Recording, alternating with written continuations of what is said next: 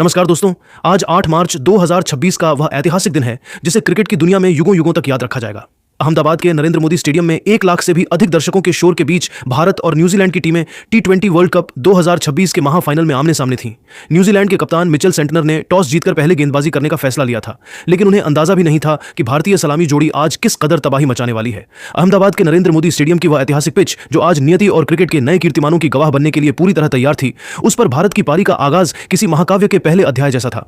जब अभिषेक शर्मा और संजू सैमसन की सलामी जोड़ी ने मैदान पर कदम रखा तो 1.25 लाख दर्शकों का शोर साबरमती के तट तक गूंज उठा था। पारी के पहले ही ओवर में न्यूजीलैंड के सबसे अनुभवी गेंदबाज मैट हेनरी ने अपनी सधा हुआ गेंदबाजी से दबाव बनाने की कोशिश की, लेकिन संजू सैमसन आज किसी और ही इरादे से क्रीज पर उतरे थे। ओवर की 5वीं गेंद पर बिना किसी विशेष फुटवर्क के संजू ने अपनी कलाइयों और शरीर के ऊपरी हिस्से की ताकत का ऐसा अद्भुत संतुलन दिखाया कि एक लेंथ बॉल को खड़े खड़े मिड ऑन के ऊपर से 90 मीटर लंबा भीमकाय छक्का जड़कर अपना और भारत का खाता खोला। यह शॉट न्यूजीलैंड के लिए एक चेतावनी थी कि आज का दिन उनके लिए आसान नहीं होने वाला। इसके बाद कीवी कप्तान मिचेल सेंटर ने अपने सरप्राइज हथियार जैकब डफी को गेंद थमाई, जिन्हें आज के बड़े मुकाबले के लिए विशेष रूप से टीम में शामिल किया गया था, लेकिन अभिषेक शर्मा ने उनके स्वागत में कोई कसर नहीं छोड़ी। डफी के पहले ही ओवर की शुरुआती गेंदों पर अभिषेक ने 2 कड़क और कलात्मक चौके जड़कर न्यूजीलैंड की रणनीति की धज्जियां उड़ा दी। असली रोमांच तो तीसरे ओवर में शुरू हुआ जब न्यूजीलैंड के सबसे तेज गेंदबाज लॉकी फर्ग्यूसन आक्रमण पर आए। फर्ग्यूसन की 150 किलोमीटर प्रति घंटे से भी अधिक की रफ्तार का जवाब भारतीय बल्लेबाजों ने निडर होकर छक्कों से दिया। इस ओवर में अभिषेक ने एक स्लॉट बॉल को अपनी पूरी शक्ति के साथ लॉन्ग ऑफ के ऊपर से स्टैंड्स में पहुंचाया, तो वहीं संजू ने फर्ग्यूसन की अतिरिक्त गति का फायदा उठाते हुए एक लीडिंग एज के जरिए गेंद को थर्ड मैन बाउंड्री के पार 6 रनों के लिए भेज दिया। भारतीय बल्लेबाजी के इस प्रलयकारी आक्रमण का ही नतीजा था कि मात्र 4 ओवरों के भीतर ही भारत ने 50 रनों का आंकड़ा पार कर लिया था। अहमदाबाद के नरेंद्र मोदी स्टेडियम की वह उमस भरी शाम गवाह थी एक ऐसे ऐतिहासिक तांडव की जिसे आने वाली कई पीढ़ियां एक लोक कथा की तरह याद रखेंगी। पावर प्ले के अंतिम 2 ओवरों में तो अभिषेक शर्मा ने अपनी बल्लेबाजी का वह रौद्र, विनाशकारी और प्रलयकारी रूप दिखाया जिसने न्यूजीलैंड के पूरे खेमे में एक भयावह सन्नाटा फैला दिया था। उन्होंने कीवी टीम के सरप्राइज हथियार जैकब डफी को एक बार फिर निर्दयता के साथ अपना निशाना बनाया और मैदान के हर मुमकिन कोने में बाउंड्री की ऐसी मूसलाधार बौछार कर दी कि डफी के पास बचने का कोई रास्ता नहीं बचा था। इसी ओवर के दौरान जब पूरा स्टेडियम अपनी सीटों पर खड़ा था, अभिषेक ने मात्र 18 गेंदों पर अपना तूफानी अर्धशतक पूरा किया। यह केवल एक अर्धशतक नहीं था, बल्कि टी20 वर्ल्ड कप फाइनल के सुनहरे इतिहास में स्वर्णिम अक्षरों में दर्ज होने वाला सबसे तेज और सबसे प्रभावशाली आक्रमण था। अभिषेक शर्मा ने डफी की गेंदों पर छक्कों और चौकों की जो निर्दयी बारिश शुरू की, उसने न्यूजीलैंड के उस विश्व स्तरीय और सधे हुए गेंदबाजी आक्रमण को किसी साधारण स्थानीय क्लब टीम की तरह असहाय बना दिया। कीवी गेंदबाज मैदान पर ताश के पत्तों की तरह बिखरते हुए नजर आ रहे थे और जैकब डफी तो पूरी तरह से दिशाहीन और मानसिक रूप से टूट चुके थे। न्यूजीलैंड के कप्तान मिचेल सेंटनर के पास अभिषेक की इस प्रचंड आक्रामकता का कोई तोड़, कोई जवाब या कोई रणनीति शेष नहीं बची थी। जब पावर प्ले के पहले 6 ओवर समाप्त हुए तो स्कोरबोर्ड पर भारत का स्कोर बिना किसी नुकसान के 76 रन के उस जादुई आंकड़े तक पहुंच चुका था, जो इस महामुकाबले में न्यूजीलैंड के मनोबल की रीढ़ तोड़ने के लिए काफी था। अहमदाबाद का चप्पा चप्पा उस समय अभिषेक के नारों से किसी सक्रिय ज्वालामुखी की तरह गूंज रहा था। हालांकि जैसे ही खेल का 7वां ओवर शुरू हुआ, क्रिकेट की उस जानी मानी अनिश्चितता ने एक करवट ली। स्पिनर रचिन रविंद्र को आक्रमण पर लगाया गया और उनकी पहली ही गेंद, जो कि जानबूझकर ऑफ स्टंप के काफी बाहर एक लुभावनी वाइड गेंद फेंकी गई थी, मैच का रुख बदल गई। अभिषेक, जो उस समय 7वें आसमान पर खेल रहे थे, उसे छेड़ने के चक्कर में अपने नियंत्रण से थोड़ा भटक गए। उनके बल्ले का बाहरी किनारा लगा और विकेटकीपर टिम साइफर्ट ने बिना कोई गलती किए एक आसान सा लेकिन कीमती कैच लपक लिया। इसी के साथ अभिषेक शर्मा की उस तूफानी, अविश्वसनीय और प्रलयकारी पारी का अचानक अंत हो गया। भले ही अभिषेक 52 रनों के व्यक्तिगत स्कोर पर आउट होकर मैदान से बाहर जा रहे थे, लेकिन उन्होंने भारतीय टीम को वह ठोस और विस्फोटक शुरुआत दे दी थी जिसकी कल्पना आज सुबह करोड़ों भारतीय क्रिकेट प्रेमी कर रहे थे। जब यह युवा योद्धा पवेलियन की ओर वापस लौट रहा था तो नरेंद्र मोदी स्टेडियम में मौजूद 1.25 लाख दर्शकों का हुजूम उनके सम्मान में एक साथ खड़ा हो गया। तालियों की गड़गड़ाहट इतनी तेज थी कि उसकी गूंज पूरे अहमदाबाद शहर में सुनाई दे रही थी। न्यूजीलैंड को अपनी पहली सफलता तो मिल गई थी, लेकिन तब तक भारतीय सलामी जोड़ी ने एक ऐसे विशाल और अभेद्य स्कोर की नींव रख दी थी जिसके गहरे और डरावने साए में कीवी टीम अब धीरे धीरे दबती जा रही थी।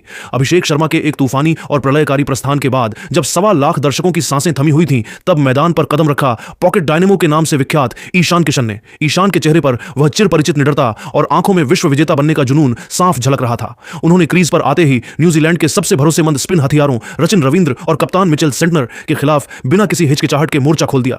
ईशान ने अपनी पहली कुछ गेंदों से ही यह स्पष्ट कर दिया कि अभिषेक के जाने से भारतीय रनों की रफ्तार में रत्ती भर भी कमी नहीं आने वाली है। दूसरी ओर शाही बल्लेबाज संजू सैमसन अपनी उस क्लास और नजाकत भरी बल्लेबाजी को एक अलग ही स्तर पर ले जा चुके थे। संजू ने मिचेल सेंटनर की एक सलीके से डाली गई गेंद को हल्के हाथों से लॉन्ग ऑन की दिशा में धकेला और एक चुस्त सिंगल लेकर अपना लगातार तीसरा टी20 अंतरराष्ट्रीय अर्धशतक पूरा किया।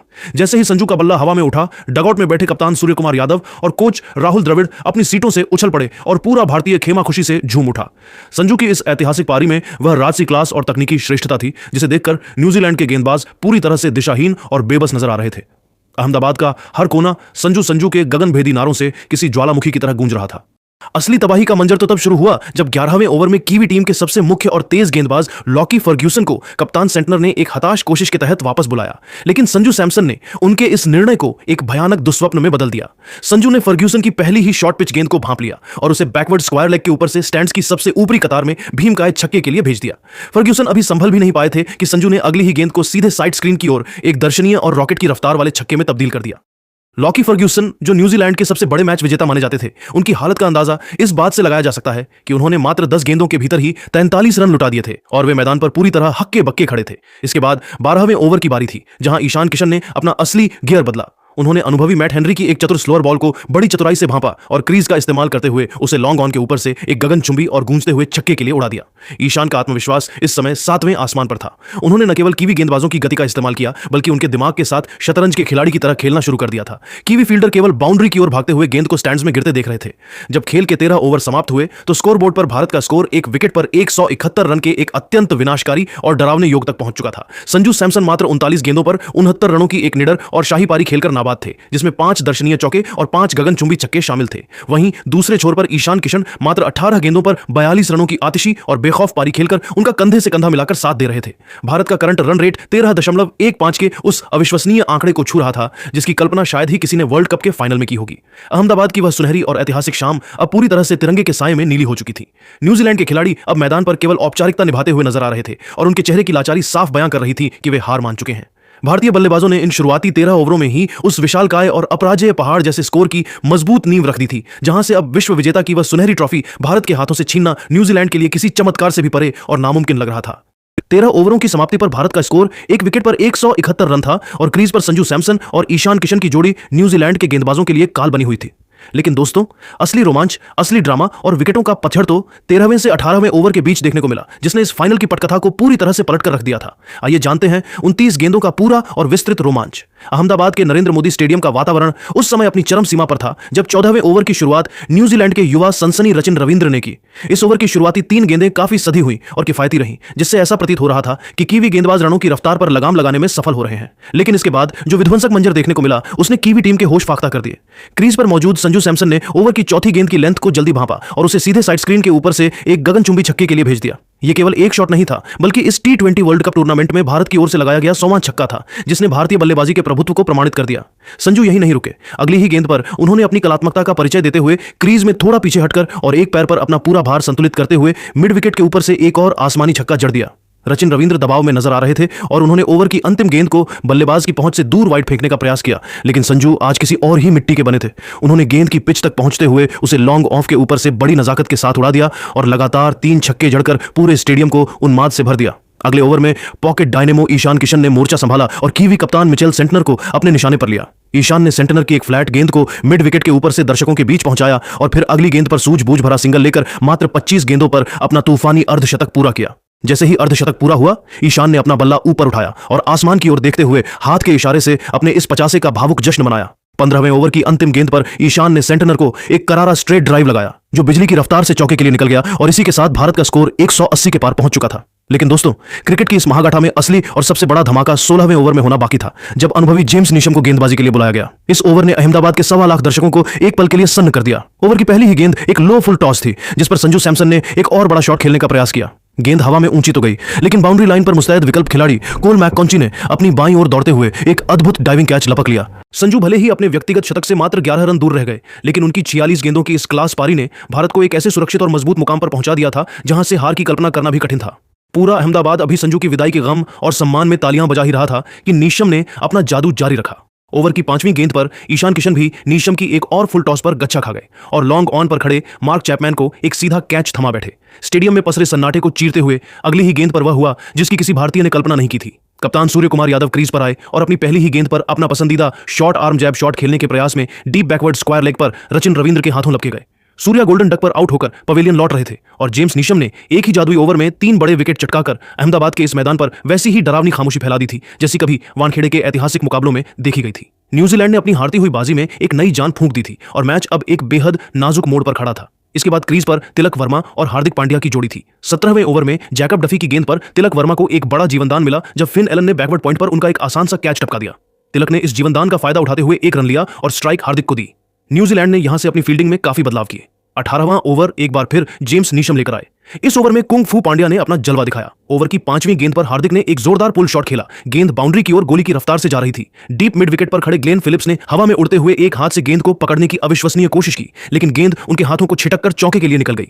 हार्दिक ने इस ओवर में अपनी ताकत का मुजाहिरा पेश किया और स्ट्राइक अपने पास रखी। 18 ओवरों के बाद भारत का स्कोर 4 विकेट पर 220 रन पहुंच चुका था। हार्दिक पांड्या 11 गेंदों पर 12 रन बनाकर खेल रहे थे, जबकि तिलक वर्मा 4 गेंदों पर 5 रन बनाकर उनका साथ दे रहे थे। भारत का रन रेट 12.22 का था और न्यूजीलैंड ने नीशम के उस जादुई ओवर की बदौलत मैच में थोड़ी वापसी जरूर की थी, लेकिन भारत अभी भी एक विशाल स्कोर की ओर अग्रसर था। स्टेडियम का तापमान अब बढ़ चुका था क्योंकि अगले 2 ओवरों में अक्षर पटेल और शिवम दुबे जैसे बल्लेबाजों का आना अभी बाकी था। 18 ओवरों की समाप्ति पर भारत का स्कोर 4 विकेट पर 220 रन था और पूरा स्टेडियम सांसें थामे खड़ा था, क्योंकि अब पारी के वे अंतिम 12 गेंदें आने वाली थीं जो तय करने वाली थीं कि न्यूजीलैंड के सामने लक्ष्य का पहाड़ कितना ऊंचा होगा।